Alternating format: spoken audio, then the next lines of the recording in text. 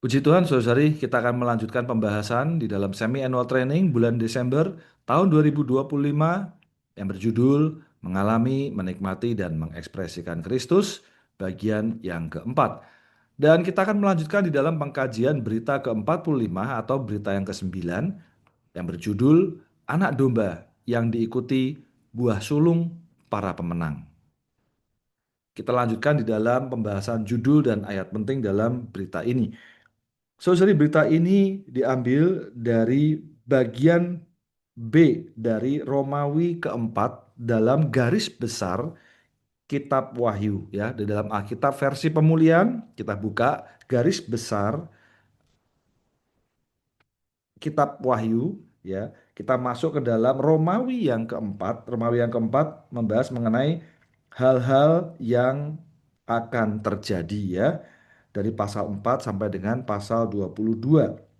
Nah, kita masuk ke dalam kapital B, ya, kapital B. Tertulis bagian kedua memberikan rincian hal-hal yang penting dan perkara-perkara yang menentukan yang dibahas dalam bagian pertama. Nah, saudara-saudari, dalam pembahasan ini berita kemarin, berita ke-8 membahas mengenai anak laki-laki.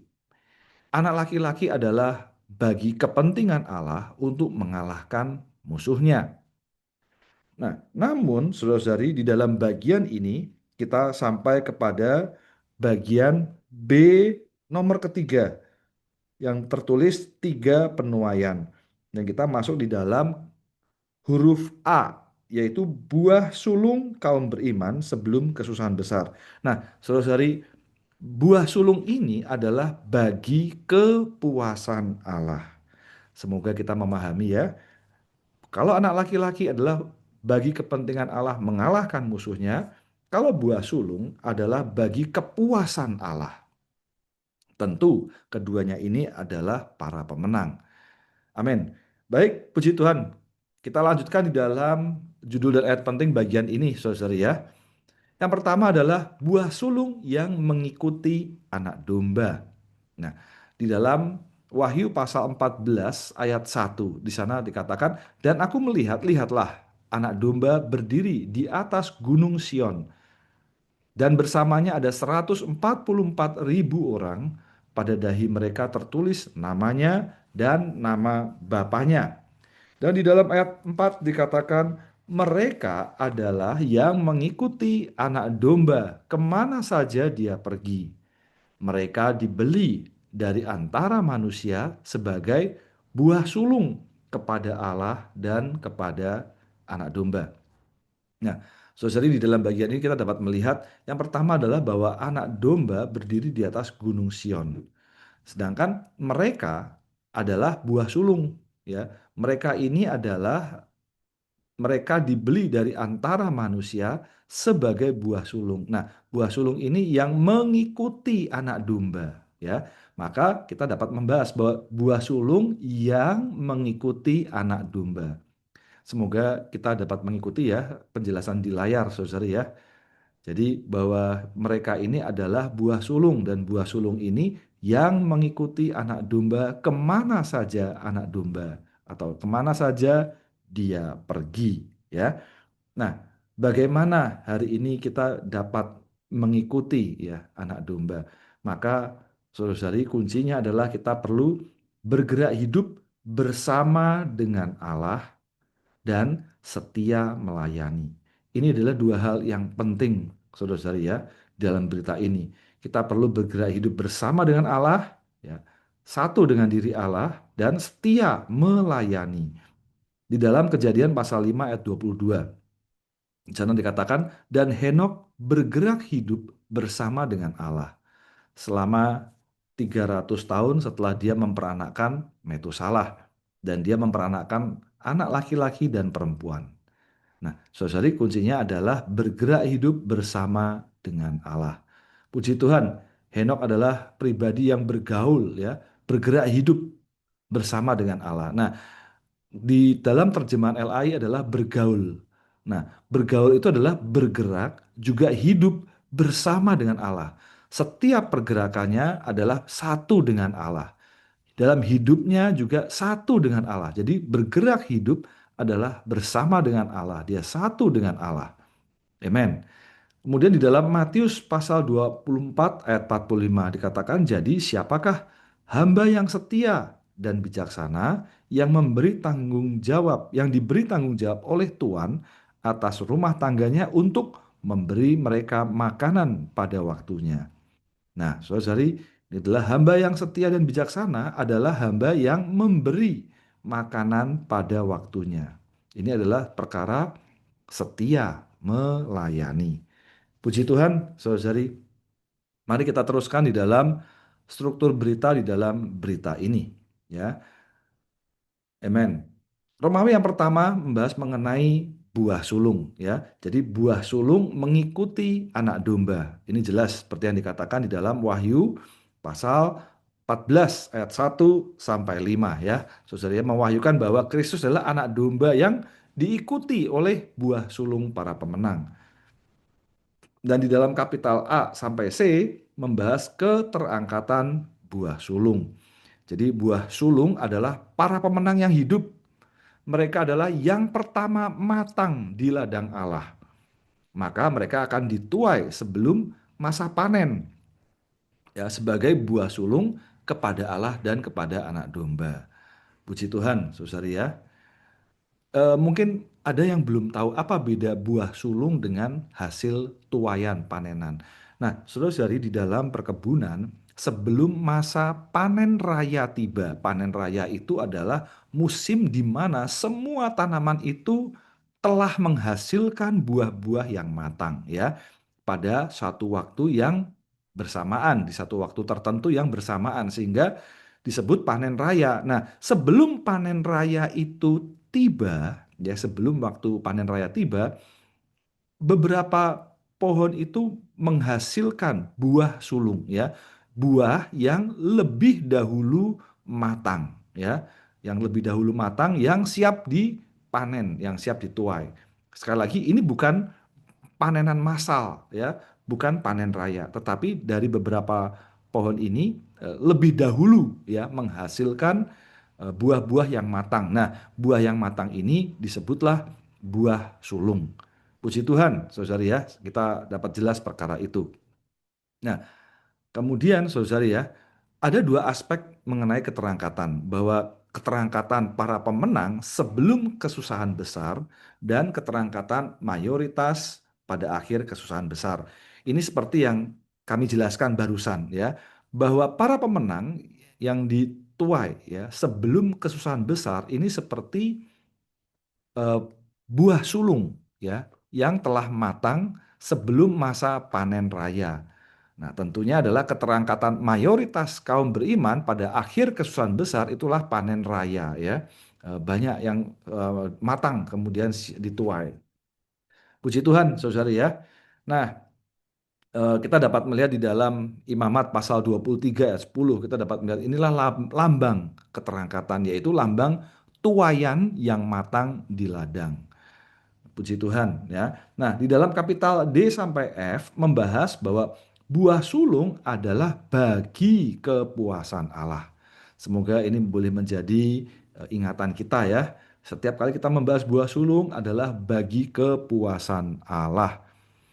Nah, buah sulung ini diangkat ke rumah Allah di Sion, ya, sebagai kenikmatan yang segar bagi Allah, ya.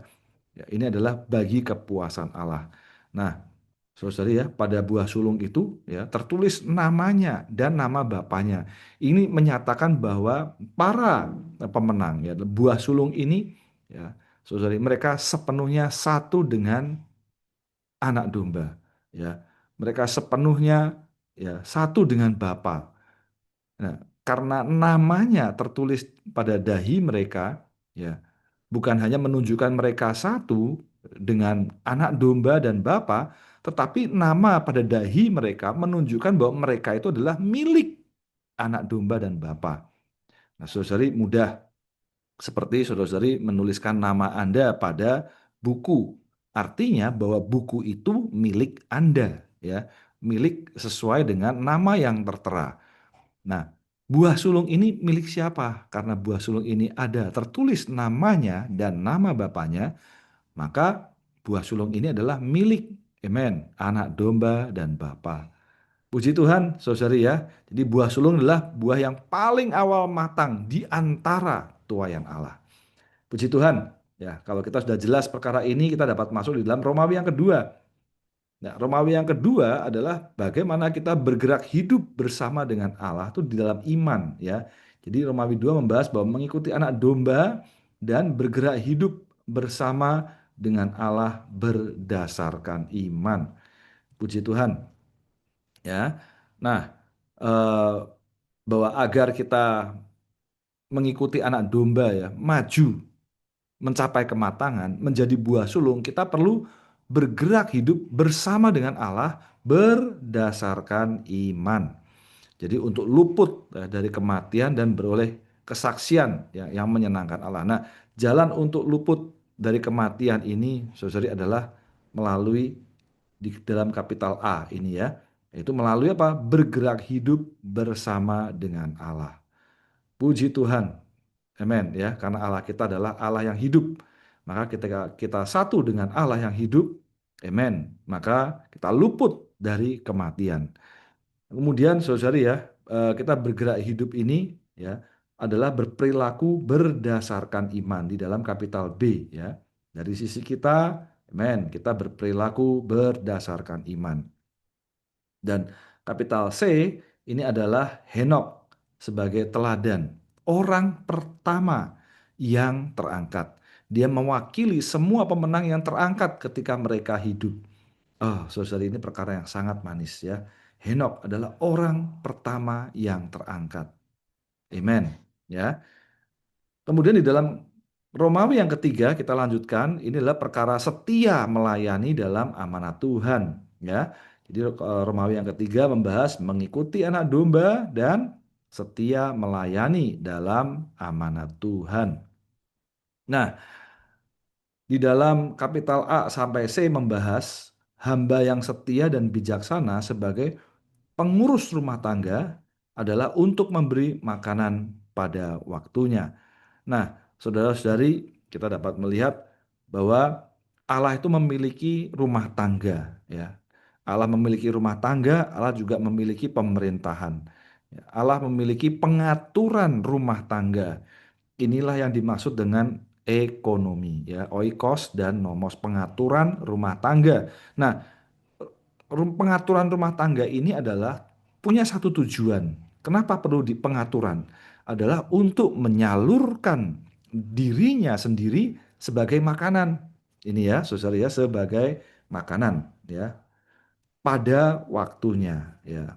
Diberi makanan ya, sebagai pemberi makanan ya kepada seluruh anggota keluarga. Tidak lain adalah bagi ekspresinya ya, saudari. Nah, puji Tuhan. Dari sini kita dapat melihat bahwa Allah juga telah menetapkan hamba-hamba yang setia. Siapa hamba-hamba yang setia dan bijaksana atas rumah tangganya? Dia mengelola dan mengurus rumah tangganya, menjadi saluran suplai untuk memberi makanan pada waktunya. Jadi, saudara ya, perkara memberi makanan ini menunjukkan bahwa dalam hidup gereja kita perlu menyuplai firman Allah dan Kristus sebagai suplaian hayat bagi setiap kaum beriman. Kristus sebagai roh pemberi hayat adalah makanan kita. Ya, dia dinyatakan ya, terwujud dalam firman hayat. Betapa perlunya kita membagikan firman hayat ini, menyuplai ya dengan firman hayat kepada setiap saudara-saudari. Inilah kita melayani. Maka saudara-saudari di dalam kapital D sampai F ini membahas mengenai berkebalikannya. Kebalikannya yaitu adalah hamba yang jahat. Nah, hamba yang jahat berkata dalam hati ya bahwa Tuhan kita tidak datang-datang dan akhirnya mulai mengasihi zaman sekarang dan tidak mengasihi penyataan Tuhan. Di sisi yang lain, hamba yang jahat ini memukul sesama hamba, menganiaya sesama kaum beriman kita. Ya, dia makan dan minum dengan pemabuk, menjalin hubungan dengan orang-orang duniawi yang mabuk dengan hal-hal duniawi. Puji Tuhan, saudari ya. Kiranya kita boleh menjadi buah sulung. Amin. Kita lanjutkan, saudari, di dalam struktur pembacaan hariannya ya. Nah, jadi kita jelas bahwa berita ini dibagi menjadi tiga bagian. Di dalam hari yang pertama dan kedua membahas mengenai buah sulung. Hari yang ketiga dan keempat membahas bahwa kita perlu agar menjadi buah sulung adalah perlu mengikuti anak domba dan bergerak hidup bersama dengan Allah. Ya, kita perlu mengikuti dan bergerak hidup. Puji Tuhan. Nah, hari yang kelima dan keenam membahas mengenai mengikuti anak domba dan setia melayani. Baik, kita kembali kepada hari yang pertama. Di dalam hari yang pertama kita akan membahas mengenai keterangkatan buah sulung. Ya, jadi buah sulung adalah para pemenang yang hidup. Ya, ada dua aspek keterangkatan, saudari ya, dan juga ada lambang keterangkatan kita akan bahas di dalam hari yang pertama. Kemudian di dalam hari yang kedua, bahwa buah sulung ini adalah bagi kepuasan Allah. Amen ya, karena mereka satu dengan anak domba dan bapa, mereka adalah milik anak domba dan bapa. Puji Tuhan ya. Jadi jalannya hari ini ya agar dapat menjadi buah sulung bagi kepuasan Allah adalah melalui hayat yang matang. Jadi hari ini yang kita kejar, saudara-saudari, adalah kematangan dalam hayat agar mengekspresikan dan mewakili Allah. Amen. Kemudian hari yang ketiga kita dapat melihat Henok sebagai contoh pertama ya yang terangkat. Jadi Henok bergerak hidup bersama dengan Allah dan Allah mengambil dia. Puji Tuhan. Jadi perkara Henok ya, pribadi pertama yang terangkat. Kenapa? Karena dia bergerak hidup bersama dengan Allah. Amen. Kiranya ini juga menjadi kehidupan kita. Jadi kita perlu bergerak hidup bersama dengan Allah dan berperilaku berdasarkan iman. Jadi iman adalah mempercayai bahwa Allah adalah dan menyiratkan bahwa kita bukanlah. Amen ya. Bahwa Allah adalah. Jadi ini adalah satu kesatuan, saudara ya. Ini adalah satu kesatuan. Allah adalah. Amen. Dan iman berarti kita mempercayai, ya, percaya bahwa Allah adalah. Tentu adalah pemberi pahala bagi orang yang mencari Dia. Kemudian dalam hari yang kelima membahas bahwa hamba yang setia dan bijaksana adalah memberi makanan pada waktunya. Jadi hamba yang setia dan bijaksana adalah sebagai pengurus rumah tangga. Nah, sebagai pengurus rumah tangga, dia mengatur ya, dia membagikan, dia mendistribusikan ya makanan pada waktunya. Kita perlu cermati ini, saudara ya, makanan pada waktunya. Jadi pada waktunya. Amen. Sebaliknya, hamba yang jahat adalah memukul sesama hamba. Kenapa? Karena hamba yang jahat berkata dalam hati bahwa Tuhan tidak datang-datang. Sehingga dia memukul sesama rekan hamba dan menjalin hubungan dengan orang duniawi yang mabuk dengan hal-hal duniawi. Puji Tuhan, saudari. Mari kita lanjutkan di dalam pembahasan hariannya. Baik, saudari, kita lanjutkan di dalam pembahasan hari yang pertama mengenai keterangkatan buah sulung. Jadi buah sulung adalah para pemenang yang hidup. Ya, dan kita juga akan membahas mengenai dua aspek keterangkatan dan lambang keterangkatan ya. Nah, di dalam Wahyu pasal 14 ayat 1 dan ayat 4 yang kita lihat ya, bahwa di dalam ayat 1 dikatakan, dan aku melihat, lihatlah anak domba berdiri di atas gunung Sion dan bersamanya ada 144.000 orang. Puji Tuhan, saudari ya. Kemudian di dalam ayat 4 dikatakan mereka adalah yang mengikuti anak domba kemana saja dia pergi. Mereka dibeli dari antara manusia sebagai buah sulung kepada Allah dan kepada anak domba. Jadi saudari, sekali lagi kita dapat melihat bahwa mereka ini adalah yang mengikuti anak domba. Ya. Kalau kita dapat melihat di dalam ayat 1, ada anak domba berdiri di atas gunung Sion. Dan bersamanya ada 144.000 orang. Nah, ini adalah bilangan nyata yang mempunyai makna simbolis, saudari ya. Saudari boleh melihat catatan kaki ini untuk penjelasan selanjutnya ya. Di dalam catatan kaki pasal 14 ayat 1 catatan kaki yang kedua. Ya, kita akan membahas mengenai angka 144.000 orang. Ini adalah perkara bilangan nyata yang mempunyai makna simbolis. Baik, saudari, kita lanjutkan bahwa perkara anak domba ini adalah bersamanya ya, berdiri bersamanya. Dan mereka adalah yang mengikuti anak domba kemana saja dia pergi. Dan mereka ini adalah ya, buah sulung. Ya, ya. Puji Tuhan. Jadi saudari, buah sulung adalah mereka yang pertama matang di ladang Allah. Sebab itu mereka akan dituai sebelum masa panen. Dan mereka, bagaimana mereka dituai, saudari ya? Mereka akan diangkat ke Gunung Sion, tempat kediaman Allah ya, di surga tingkat ketiga. Nah, puji Tuhan, dia langsung dibawa kepada tempat kediaman Allah bagi kepuasannya. Nah, jadi saudari ya, bahwa makna keterangkatan ini adalah dibawa ke dalam penyertaan Tuhan. Dibawa ke dalam penyertaannya, maka kita perlu di dalam penyertaannya hari ini. Jadi hari ini kita perlu berlatih menikmati penyertaannya. Kita di dalam penyertaannya hari ini. Maka Tuhan tetap memerlukan anak laki-laki, saudari ya. Ini adalah untuk melawan musuhnya ya di dalam berita sebelumnya. Tetapi dia juga lebih memerlukan buah sulung sebagai kepuasan dan kenikmatannya. Puji Tuhan ya. Ini adalah satu kesatuan, saudari ya. Anak laki-laki untuk berperang, buah sulung adalah bagi kepuasannya. Nah, ada dua aspek keterangkatan dan lambang keterangkatan. Di dalam Imamat pasal 23 ayat 10 dikatakan, apabila kamu sampai ke tanah yang akan kuberikan kepadamu dan menuai hasilnya, kamu harus membawa berkas buah sulung tuayanmu kepada imam.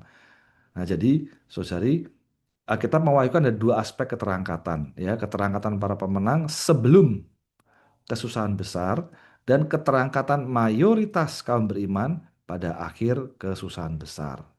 Nah, di dalam Imamat pasal 23 ayat 10 ini kita melihat lambang keterangkatan, lambang tuayan yang matang di ladang, ya. Amen. Ya, jadi saudara kita dapat melihat ayat ini. Kamu membawa berkas buah sulung tuayanmu kepada imam. Amen. Ya. Jadi berdasarkan Wahyu pasal 14, dua macam keterangkatan. Keterangkatan buah sulung dan keterangkatan panenan. Ya, ini adalah seperti panen raya, saudara ya. Jadi keterangkatan panenan itu adalah panen raya. Kalau ini adalah buah sulung yang matang lebih dahulu. Nah, sehingga melalui tabel ini, saudara, kita dapat terbantu ya. Jadi keterangkatan anak laki-laki ya adalah para pemenang yang mati. Ya, ini adalah sebelum kesusahan besar dibawa ke tahta Allah. Nah, saudari, ini ayatnya ini ada yang dicetak tebal ya, saudari ya, dapat melihat. Nah, sedangkan keterangkatan buah sulung adalah para pemenang yang hidup. Ini juga sebelum kesusahan besar dibawa ke Gunung Sion surgawi, tempat kediaman Allah. Ya, Allah dapat menikmati. Puji Tuhan. Ya, juga keterangkatan para pemenang lainnya yang hidup kini juga sebelum kesusahan besar. Ini dibawa ke hadapan Kristus. Saudari, diperhatikan tiga hal ini ya, saudari ya. Ini adalah sebelum kesusahan besar. Ini tanda waktunya sebelum kesusahan besar. Kiranya kita berbagian di dalam tiga aspek ini, saudari ya. Amen. Entahkah kita menjadi anak laki-laki atau buah sulung atau keterangkatan para pemenang lainnya yang hidup. Nah, saudari, kita dapat melihat kemudian adalah menjelang akhir kesusahan besar ya. Ini adalah keterangkatan dua saksi ya. Amin. Ya, kemudian juga keterangkatan para pemenang periode akhir ya, menjelang periode akhir. Ini adalah menjelang akhir kesusahan besar. Ya, keterangkatan dua saksi ini dibawa ke angkasa, ya. Dan kemudian ya, keterangkatan para pemenang periode akhir ini adalah bawa ke dalam lautan kaca, ya. Mereka berdiri di atas lautan kaca. Puji Tuhan, ya. Juga keterangkatan mayoritas kaum beriman, saudari, ini adalah seperti tuayan besar, ya. Panen raya dibawa ke tahta penghakiman Kristus. Puji Tuhan, ya. Selanjutnya kita dapat melihat hari yang kedua membahas mengenai buah sulung adalah bagi kepuasan Allah. Jadi satu ya, kita perlu satu dengan anak domba dan Bapa. Dan milik anak domba dan Bapa. Jadi kita kuncinya adalah satu dan milik. Kita sepenuhnya satu dengan anak domba dan Bapa, dan kita adalah milik anak domba dan Bapa. Maka untuk itu, saudari, kita memiliki hayat yang matang untuk mengekspresikan dan mewakili Allah. Perkara memiliki hayat yang matang. Nah, saudari, di dalam Keluaran pasal 23 ayat 19 dikatakan, yang pertama dari buah sulung tanahmu harus engkau bawa ke rumah Tuhan Allahmu. Ya, jadi buah sulung dibawa ke rumah Tuhan. Di dalam Wahyu pasal 14 ayat 1 dikatakan anak domba berdiri di atas gunung Sion dan bersamanya ada 144.000 orang. Pada dahi mereka tertulis namanya dan nama bapaknya. Nah, saudari ya, jadi perkara ini kita dapat melihat buah sulung dibawa ke rumah Tuhan Allah ini adalah bagi kepuasannya. Ya, ini perkara yang segar. Nah, karena saudari ya, pada buah sulung ini dahi mereka tertulis namanya dan nama bapaknya. Karena mereka satu dengan anak domba, mereka satu dengan Bapa. Dan karena pada dahi mereka tertulis namanya dan nama bapaknya, maka tentu mereka adalah milik anak domba dan Bapa. Puji Tuhan, saudari ya.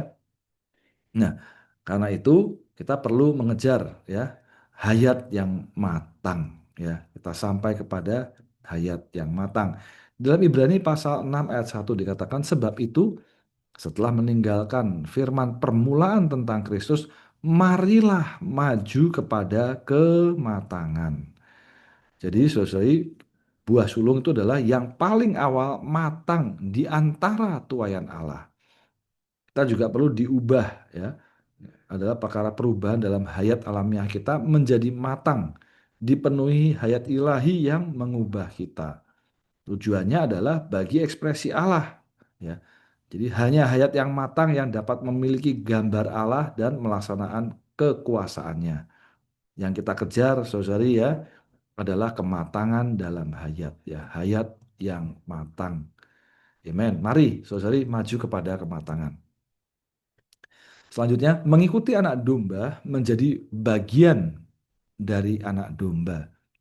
Di awal tugas pelayanan saya tidak mengerti bahwa mengikuti anak domba bukanlah hal yang luaran. Kita tidak bisa berkata, oh anak domba itu sabar dan rendah hati.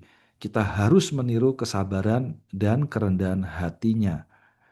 Anak domba sepenuhnya bagi Allah, dan kita pun harus sepenuhnya bagi Allah. Anak domba adalah teladan kita. Kita harus mengikutinya. 40 tahun yang lalu saya masih berkhotbah seperti ini, tetapi kemudian saya menyadari bahwa itu adalah pemahaman alamiah tentang mengikuti anak domba. Jika unsur anak domba tidak masuk ke dalam kita, kita tidak dapat mengikuti dia. Kita bukanlah anak domba, kita hanyalah kera atau keledai. Bagaimana mungkin kera atau keledai dapat mengikuti anak domba? Sama sekali tidak. Mengikuti anak domba berarti mempersilahkan anak domba masuk ke dalam kita. Ketika unsur anak domba tersusun ke dalam kita, kita sungguh-sungguh menjadi bagian dari anak domba. Selanjutnya hari yang ketiga, saudari, ini adalah membahas mengenai Henok. Ya, Henok adalah pribadi yang bergerak hidup bersama dengan Allah dan Allah mengambil dia. Puji Tuhan bahwa Henok adalah orang pertama yang terangkat.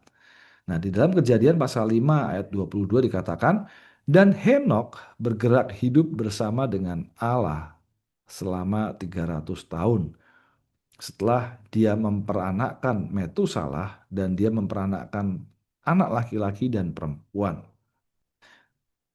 Ayat 24 dikatakan, dan Henok bergerak hidup bersama dengan Allah dan dia tidak ada lagi. karena Allah telah mengambil dia. Saudari, kiranya kita berkesan dengan ayat ini ya. Jadi bahwa Henok bergerak hidup bersama dengan Allah selama 300 tahun. Puji Tuhan, dia hidup bergerak bersama dengan Allah, kemudian Allah mengambil dia. Amen. Nah, saudari, kita perlu bergerak hidup bersama dengan Allah ya. Apa yang dimaksud dengan bergerak hidup bersama dengan Allah?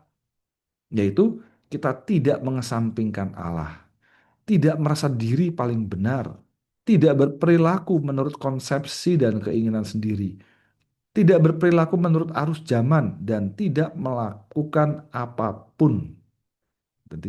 apapun di luar diri Allah, ya, di luar diri Allah.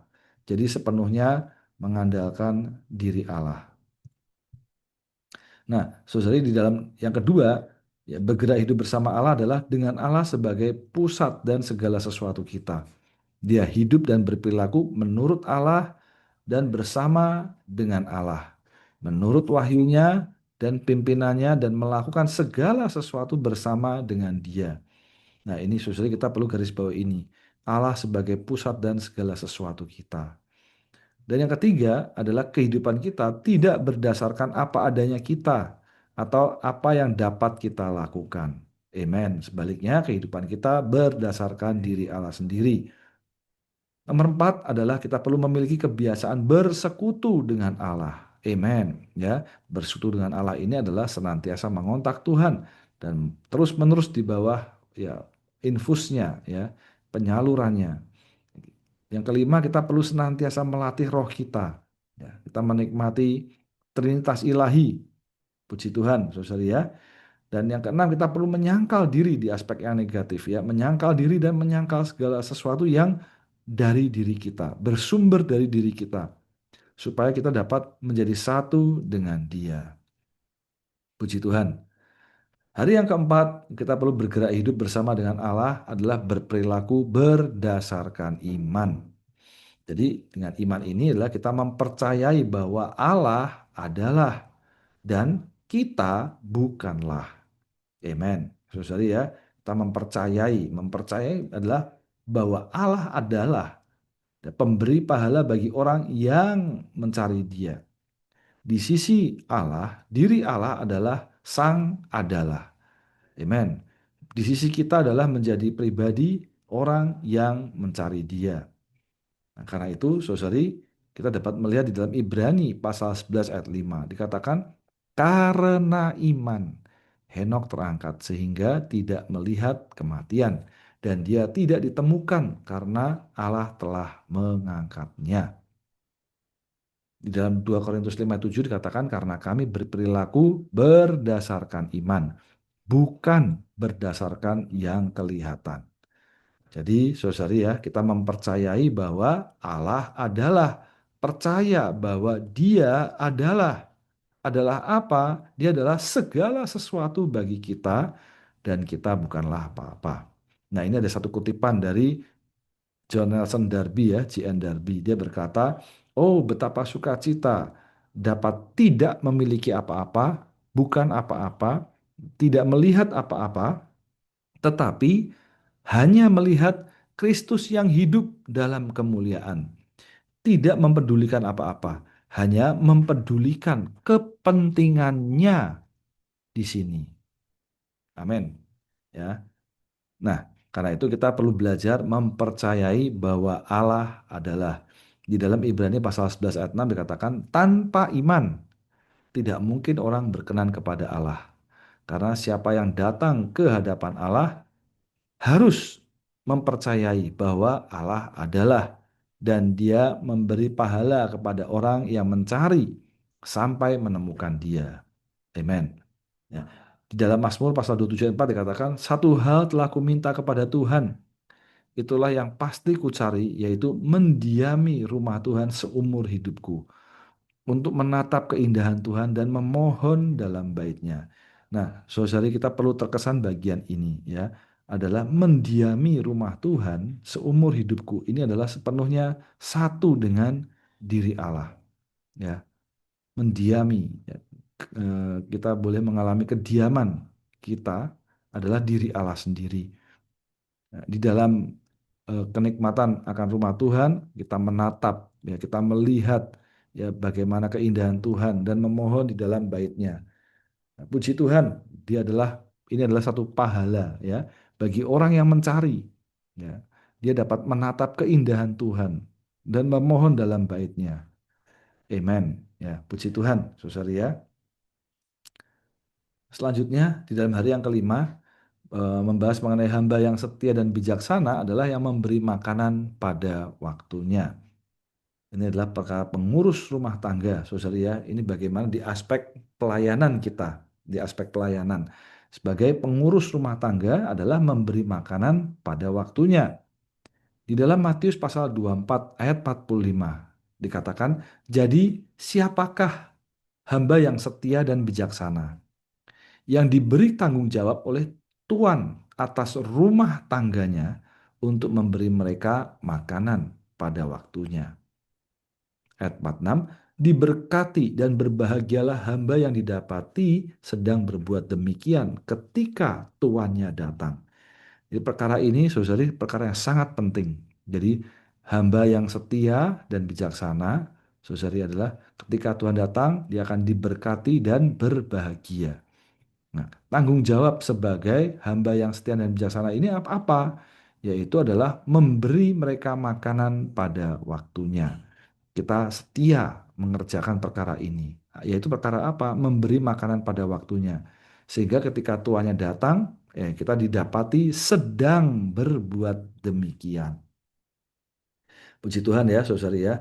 Maka inilah rumah tangga Allah dan setiap anggota keluarganya perlu disuplai ya makanan pada waktunya, dan kita perlu sebagai hamba yang baik adalah mengelola ya, sebagai pengelola mengurus rumah tangga Allah untuk menjadi saluran suplai ya, kepada setiap anggota keluarga.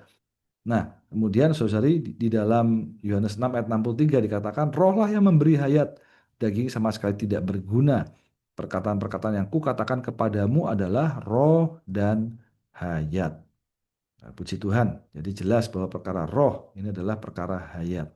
Jadi apa yang kita berikan ya saudara ya adalah perkataan-perkataan yang Tuhan katakan kepada kita. Ya, perkataan-perkataan inilah perkataan firman hayat, roh dan hayat. Di dalam Mazmur 119 ayat 15 mengatakan, aku hendak merenungkan petunjuk ajaranmu dan mengamati jalan-jalanmu. Jadi sikap kita adalah merenungkan ya, dan mengamati, merenungkan petunjuk jalan Tuhan, mengamati jalan-jalan Tuhan. Amen. Ya, saudara ya. Jadi perkara memberi makan menunjukkan di dalam gereja menyuplai firman Allah dan Kristus sebagai suplai hayat kepada kaum beriman. Kristus sebagai roh pemberi hayat adalah makanan kita. Ya, puji Tuhan, dan terwujud dan terrealisasi dalam firman Allah. Ini perkataan yang kukatakan kepadamu. Amen. Ya. Jadi untuk menikmati Tuhan sebagai makanan rohani kita, supaya kita dapat merawat orang lain, kita perlu berdoa, merenungkan firman-Nya, mengecap dan menikmati firman melalui pertimbangan yang teliti. Ini melalui mengamati. Jadi perkara mengamati ini adalah ya ini melalui pertimbangan yang teliti. Betapa kita perlu belajar firman Tuhan, ya, merenungkan dan mengamati, merenungkan petunjuk ya, firman Tuhan, firman hayatnya. Amen. Apa yang Tuhan katakan ya, dan mengamati ya. Mengamati ini adalah memperhatikan ya dengan pertimbangan yang teliti jalan-jalan Tuhan.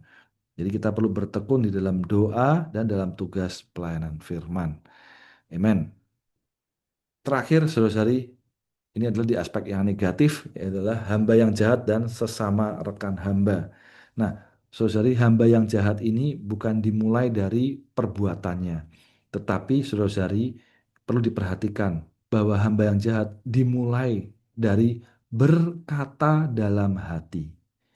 Perkara ini penting, ya. Jadi bukan tindakan yang di luar, tetapi dalam hati. Dia berkata dalam hati bahwa Tuhan tidak datang-datang. Saudari, kita perlu kembali mengingatkan diri kita ya agar kita tidak ya, berkata dalam hati, bahwa Tuhan tidak datang-datang. Nah, saudari, ini perkara dimulai dari dalam hati. Nah, di dalam Matius 24 ayat 48 mengatakan, tetapi jika hamba yang jahat itu berkata dalam hatinya, Tuanku tidak datang-datang. Lukas 21 ayat 34 mengatakan, hendaklah kamu berhati-hati, supaya hatimu tidak dibebani oleh pesta pora, kemabukan, dan kekhawatiran hidup. Dan hari itu menimpa engkau dengan tiba-tiba seperti jerat. Amen, saudara ya. Ini perlu berhati-hati ya, supaya hati ini berkata dalam hati dan hati kita tidak dibebani. Amen ya.